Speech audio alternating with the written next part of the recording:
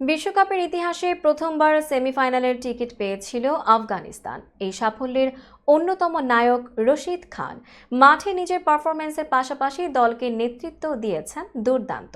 তবে সেমিফাইনালে প্রোটিয়াদের বিপক্ষে মাঠে নামার আগেই আইসিসি থেকে শাস্তি পেয়েছিলেন তিনি। এরপরই দক্ষিণ আফ্রিকার কাছে বাজেভাবে হেরেছে তার দল।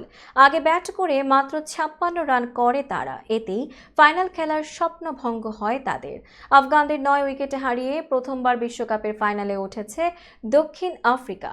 গতকাল বুধবার এক বিবৃতিতে রশিদ খানের শাস্তির বিষয়টি নিশ্চিত করেছে বিশ্ব ক্রিকেটের নিয়ন্ত্রক সংস্থা আইসিসি।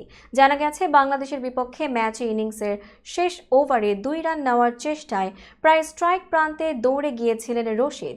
তবে সঙ্গী করিম জানাত 1 রানের বেশি নিতে চাননি। সতীর্থের অসম্মতি দেখে মেজাজ হারিয়ে ব্যাট ছুঁড়ে মারেন আফগান অধিনায়ক। বিবৃতিতে বলা হয়েছে, রশিদের আচরণে প্লেয়ারদের কোড অফ কন্ডাক্টের 2.9 ধারা লঙ্ঘন হয়েছে, যেখানে বিপজ্জনকভাবে কোনো ক্রিকেটারের দিকে বা কাছাকাছি জায়গায় বল বা অন্য কোনো সরঞ্জাম ছুঁড়ে মারার ব্যাপারে নিষেধাজ্ঞা রয়েছে। ম্যাচ রেফারির সাজা মেনে নেওয়ায় কোনো প্রকার আনুষ্ঠানিক শুনানির দরকার হয়নি। 24 মাসের মধ্যে প্রথম ডিমেরিট পয়েন্ট পেলেন রশিদ।